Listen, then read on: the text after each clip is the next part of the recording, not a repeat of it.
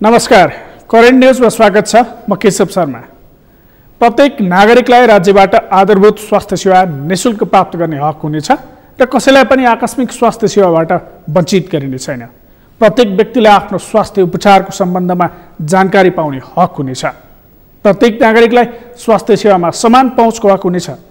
यो व्यवस्था नेपालको संविधानको मौलिक हक र कर्तव्यमा गरिएको व्यवस्था हो। तर चिकित्सा सुधारको माग गर्दै लामो समयदेखि अनसन बस्नुपर्ने बाध्यता एकातर्फ छ।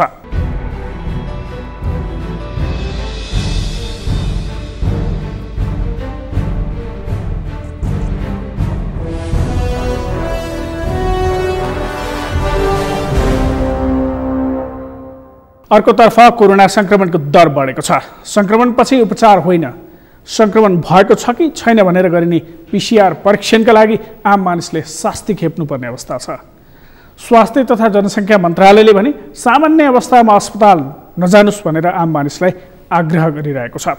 यस्तो अवस्थाले नेपालमा आम मानिसको स्वास्थ्य सेवामा पहुँच कस्तो छ भनेर भनिरहनु नै पर्दैन। जतिबेला कोरोना संक्रमण विश्वमा सुरुवाती चरणमा थियो, नेपाल सामु संक्रमण नियन्त्रण तथा संक्रमण फैलिए के गर्ने भनेर त्यस अनुरूपका काम गर्न प्रशस्त समय थियो।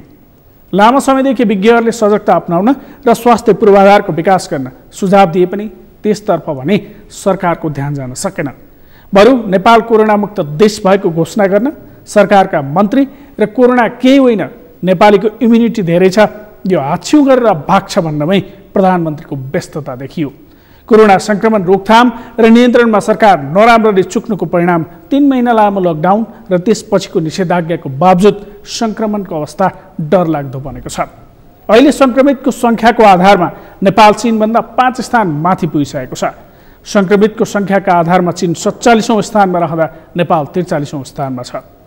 अझ सुरुवाती चरणमा सुरक्षित मानिएको काठमाडौँ उपत्यकामा सबैभन्दा धेरै संक्रमित देखिएका छन्। संक्रमणको गति यसै गरी बढिरहेमा र सरकारले प्रभावकारी कदम चाल्न नसक्ने हो भने परिस्थिति नियन्त्रण बाहिर जान सङ्केत देखिएको छ।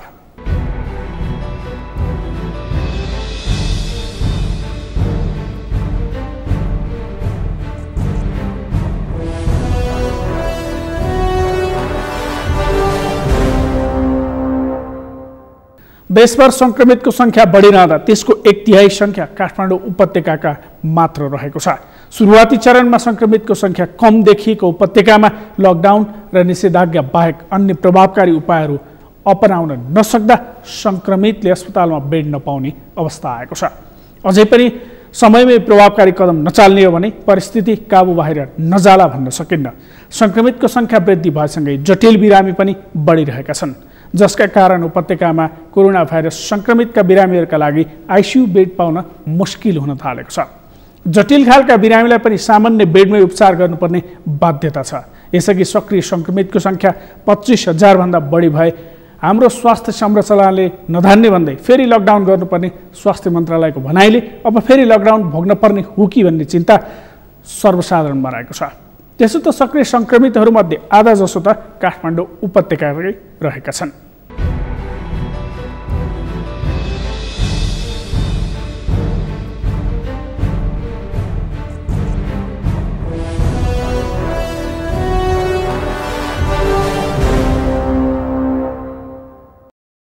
नेपालमा पछिल्लो समय कोरोना संक्रमणको दर बढ्दै गएको छ। कतिसम्म भने कोरोना संक्रमणको उद्गम थलो चीनभन्दा धेरै संक्रमित नेपालमा देखिसकेका छन्। जनसङ्ख्याका हिसाबले चीनभन्दा नेपाल निकै कम जनसङ्ख्या भएको देश हो। तर लामो समयको लकडाउन र निषेधाज्ञाका बावजुद नेपालमा संक्रमितको संख्या भने दिनदिनै बढ्दै गएको छ। नेपालमा ग्रामीण भागको तुलनामा सहरी क्षेत्रमा संक्रमितको संख्या तीव्र रूपमा बढ्दै गएको छ। सबैभन्दा धेरै जनसङ्ख्या भएको काठमाडौँ उपत्यकामा संक्रमणको दर डरलाग्दो गरी बढेको छ। कतिसम्म भने स्वास्थ्य उपचारका लागि पर्याप्त व्यवस्था गरेको छौँ भन्नु साटो स्वास्थ्य तथा जनसङ्ख्या मन्त्रालय गम्भीर अवस्था आए मात्रै अस्पताल आऊ भन्नुपर्ने अवस्थामा पुगेको छ। सास फेर्न गाह्रो भएमा, बेहोस भएमा वा हल्ला जस्तो भएमा, पिसाब नभएमा वा कम भएमा यस्तो अवस्थामा मात्र अस्पताल जान हामी यहाँहरूलाई अनुरोध गर्दछौँ। संक्रमणको दर यसरी नै बढ्यो भने भयावह अवस्था हुन सक्छ। त्यसैले सरकार र आम नागरिक समेत यस्तो अवस्थामा सचेत बन्नका लागि परिस्थितिको आकलन गर्दै आवश्यक तयारी र सावधानी अपनाउन आवश्यक छ। 1 लाख हाराहारीका सङ्क्रमित हुँदा अस्पतालहरूमा बेडको अभाव हुने हाम्रो अवस्थाले यही दरमा सङ्क्रमित थपिँदै गए कस्तो अवस्था आउला सहजै अनुमान गर्न सकिन्छ। सुरुवाती चरणमा सुरक्षित देखिएको काठमाडौँ उपत्यकामा सङ्क्रमण झाँगिँदै गएको देखिएको छ। जोखिमपूर्ण ठाउँहरूबाट मानिसको आवागमनमा कडाइ गर्न नसक्दा सङ्क्रमण फैलिँदै गएको आम मानिसको धारणा छ। अहिले देशभर थपिने सङ्क्रमितको सङ्ख्याको आधा सङ्ख्या काठमाडौँ उपत्यकामा मात्रै थपिन थालेका छन्। सङ्क्रमित थपिएसँगै अस्पतालका बेड भरिएका छन्। अस्पतालमा उपचारका लागि हार गुहार गर्नुपर्ने अवस्था देखिएको छ। विज्ञहरूका अनुसार सङ्क्रमित थपिँदै जाँदा भाइरल लोड बढ्दा भाइरसको व्यक्तिलाई आक्रमण गर्ने शक्ति बढ्दै जान्छ। सङ्क्रमण बढ्यो भने भाइरल लोड बढ्दै जान्छ। त्यसैले सङ्क्रमितलाई सङ्क्रमण गर्ने मात्र नभई रोग नै निम्त्याउँछ। कहाँ सङ्क्रमण बढी छ कहाँ कम छ भनेर पत्ता लगाउने एउटै उपाय हो व्यापक स्वास्थ्य परीक्षण। नेपाल सरकारले कोरोना भाइरसको परीक्षणको दायरा क्रमिक बढाउँदै लगेको भने पनि पिसिआर परीक्षण गरेकाहरूमा देखिएको सङ्क्रमण दरले परीक्षणको दर त्यसरी बढ्न सकेको देखिँदैन। कोभिड-19 बारेका धेरै प्रश्न अझै पनि अनुत्तरित नै छन्। यो रोगले यति ठुलो रूप लिन्छ र मानव जगतले यस्तो क्षति बेहोर्न पर्छ भनेर सायदै कसैले सोचेको थियो। विज्ञानले चमत्कार गरेको आधुनिक युगमा 9-10 महिनामै धेरैले ज्यान गुमाइसके। हाम्रो आधुनिक चिकित्सा यो रोगका सामु निरीह देखिएको छ। यो सिङ्गो मानव जातिका लागि गम्भीर चुनौती हो। यो सङ्क्रमणलाई नियन्त्रणमा आएको जस्तो देखिएका युरोपियन मुलुकहरूमा समेत फेरि सङ्क्रमणको दर बढेको छ। कोरोना विरुद्धको खोप विकासमा विश्वभरका वैज्ञानिकहरू लागेको भए पनि प्रभावकारी खोप आउन केही समय अझै लाग्ने विश्व स्वास्थ्य सङ्गठनले यसअघि नै बताइसकेको छ। नेपालका सन्दर्भमा अहिलेको अवस्था ठूलो खतराको सूचक यसकारण पनि हो। यो प्रकोप तत्काल टुङ्गिने देखिँदैन। पुरै विश्वले प्रतीक्षा गरिरहेको यसको खोप यहाँ तत्कालै आउने सम्भावना पनि छैन। आइहाले पनि प्रभावकारिता कति हुन्छ भन्ने टुङ्गो छैन। अब सङ्कट जसरी विस्तारित हुँदैछ यसले यो सङ्क्रमण काबु बाहिर जाने जोखिम समेत देखिँदैछ। त्यसैले सरकारलाई जिम्मेवार बन्न आग्रह त गर्नु पर्यो नै, सर्वसाधारण आफैले पनि सङ्क्रमणबाट जोगिन सावधानी अपनाउन आवश्यक छ। एकातर्फ कोरोना सङ्क्रमणको दर दिन प्रतिदिन बढिरहेको छ, अर्कोतर्फ दसैँ तिहार जस्ता ठुला चाडबाड आउँदैछन्। चाडबाडका समयमा बढ्ने भिडभाडले सङ्क्रमणको जोखिम थप बढाउनेछ। यही गतिमा सङ्क्रमण बढ्यो भने सरकारले केही पूर्वाधार थपिहाले पनि धान्न सक्ने देखिँदैन। त्यसैले सङ्क्रमितको सङ्ख्या अनियन्त्रित ढङ्गले बढ्न नदिन सबैको पहल हुनुपर्ने जनस्वास्थ्यविदहरूको धारणा छ। सरकार र नागरिक सबैको साझा पहलबाट सङ्क्रमणको जोखिम घटाउन सकिने उनीहरूको धारणा छ। लामो समयको लकडाउनले अर्थतन्त्र धराशायी हुन थालेपछि जनजीवन सामान्य बनाएको भए पनि सङ्क्रमणको जोखिम लकडाउनका समयमा भन्दा झनै बढेको छ।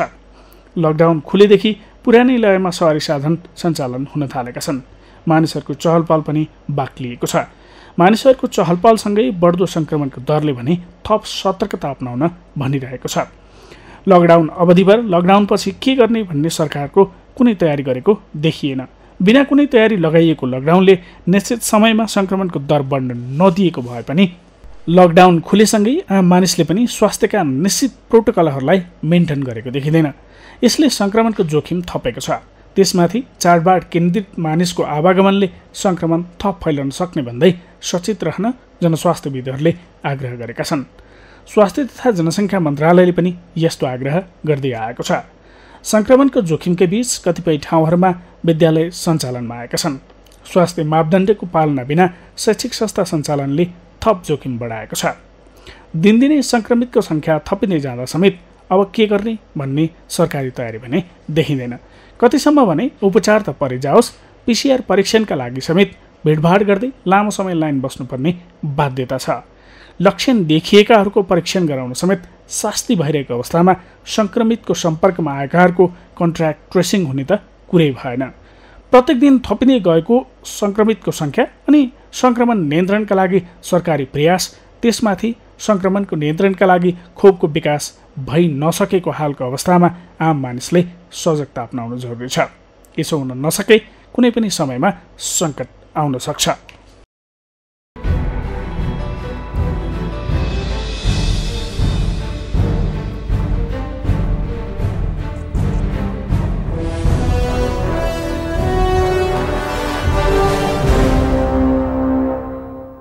कोरोना संक्रमणका कारण हुने मृत्युदर कम भएको भए पनि हालसम्म विश्वभर 10,67,000 भन्दा बढी मानिसको मृत्यु भइसकेको छ। स्रोत साधन र स्वास्थ्य पूर्वाधारको चरम अभावमा रहेका स्थानीय तहलाई संक्रमितहरूको व्यवस्थापनको जिम्मा सुम्पने, मृत्यु भइसकेका शंकास्पद व्यक्तिको समेत परीक्षण नगर्नेदेखि पहिचान भएका संक्रमितहरूलाई आफ्नै घरमा क्वारेन्टिनमा बस्न आदेश तथा आवतजावतमा लगाइएको प्रतिबन्ध खुला गर्ने कार्यले हाम्रो क्षमता कस्तो छ भन्ने प्रश्न पारेको छ। संविधान प्रदत्त स्वास्थ्य अधिकार र दायित्वलाई नेपाली जनजीवनको वास्तविकतामा रूपान्तरण गरिनुपर्ने हो। तर उपचार पाउनु त कता हो कता, रोग लागेको छ कि छैन भनेर पत्ता लगाउन गर्ने परीक्षण गर्न समेत आम मानिसलाई सकस छ। करेन्ट न्युजमा अन्य प्रसङ्ग बाँकी नै छन्, एकैछिन विश्राम।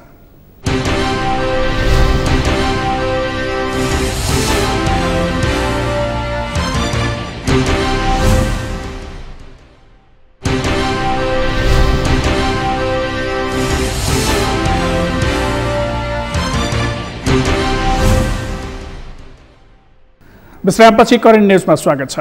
स्थिति सबैको उनबाट भयावह हुँदैछ। यो कठिनाइसँगै जुझ्नै पर्नेछ। सरकारी निकायले प्रभावकारी काम गर्न नसकेका कारण यो अवस्था आएको हो। त्यसैले आम नागरिकलाई संक्रमणको जोखिमबाट बचाउनका लागि सरकारले प्रभावकारी काम गर्नै पर्छ।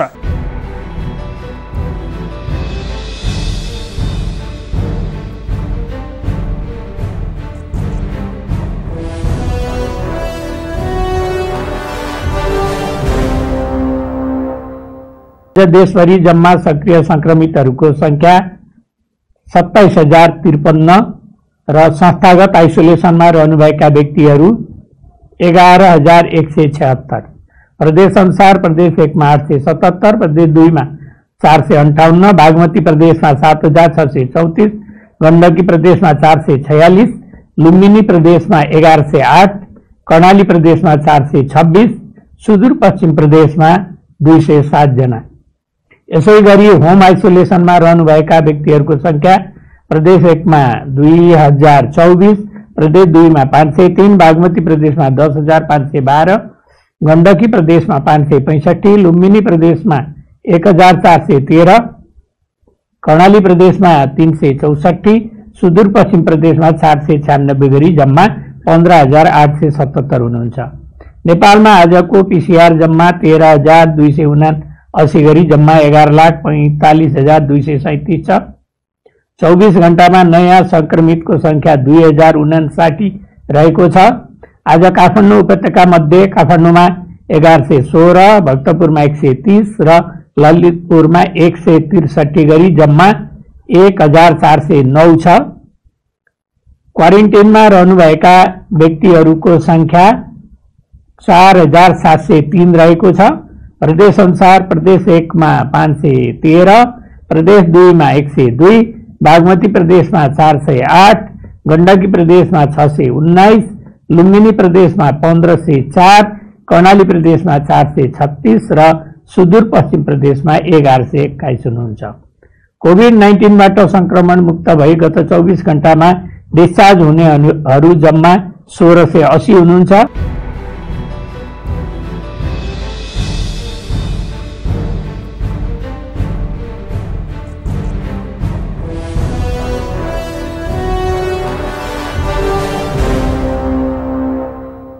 जोखिमको घडीमा त्यस अनुरूप तयारी गरी आम मानिसलाई अभिभावकको भूमिका निर्वाह गर्नुको साटो जटिल अवस्था नभएसम्म अस्पताल नआऊ भन्नु युक्तिसङ्गत हुनै सक्दैन। कसरी सहज होला जनजीवन? परीक्षणका लागि रातभर पेटीमा किन सुत्नुपर्ने अवस्था आयो? यस्तो अवस्थाको अन्त्य गर्नुपर्ने दायित्व सरकारको होइन? लामो समय लकडाउन अनि संक्रमित बढे फेरि लकडाउन समस्याको समाधान हुन सक्दैन। जोखिमको घडीमा सरकार संवेदनशील हुनैपर्छ र आम मानिसले पनि संक्रमणको जोखिम सकिएको छैन, झन बढ्दै गएको छ भन्ने कुराको ख्याल गर्नुपर्छ।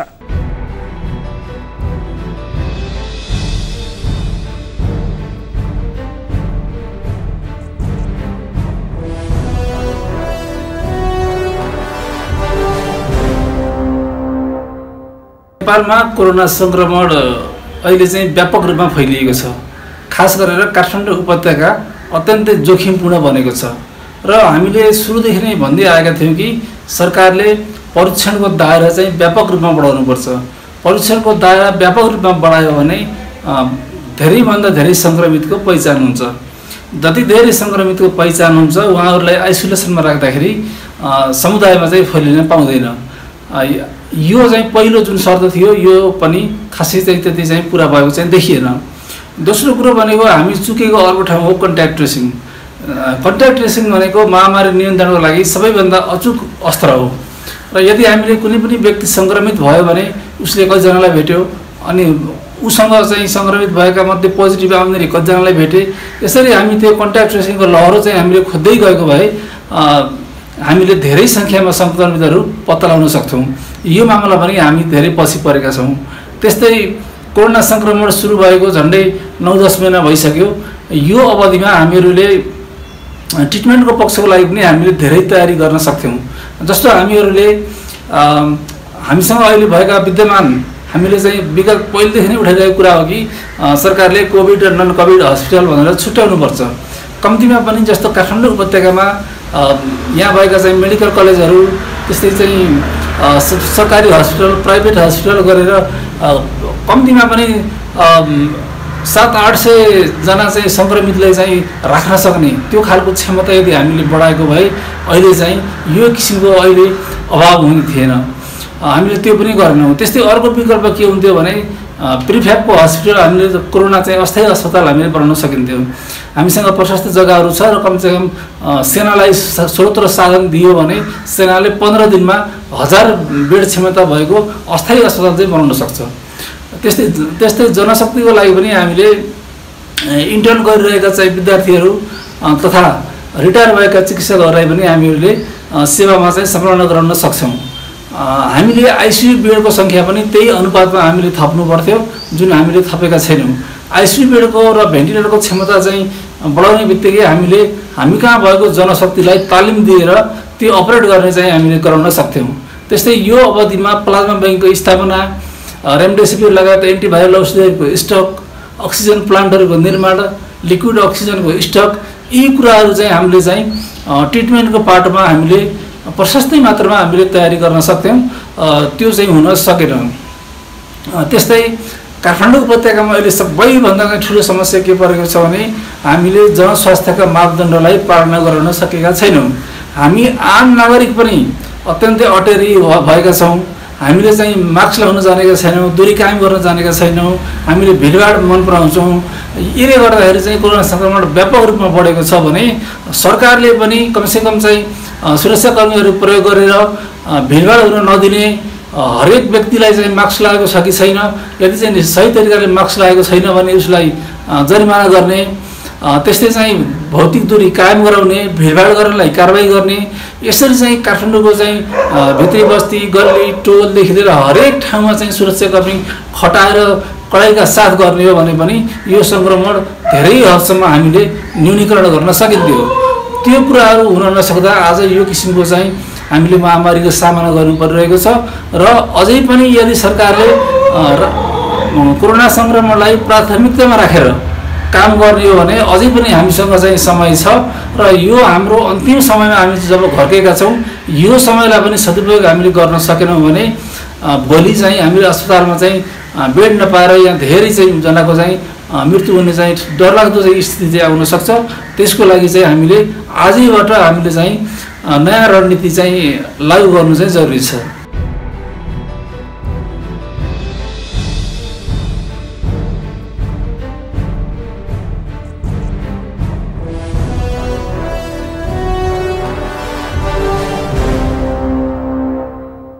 कोरोना महामारी सुरु भएको लामो समय बितिसक्दा पनि नेपाल सरकारले आवश्यक स्वास्थ्य सामग्रीको गुणस्तर मापनका लागि कुनै संयन्त्र बनाउन नसकेकै हो। पीपीईको उचित व्यवस्थापन, गुणस्तरीय स्वास्थ्य सामग्रीको व्यवस्थापन र चिकित्सक तथा स्वास्थ्यकर्मीहरूलाई उत्प्रेरणा जगाउन आवश्यक छ। हवस् त, आजका लागि करेन्ट न्युज यति नै। म केशव शर्मा बिदा हुन्छु। नमस्कार।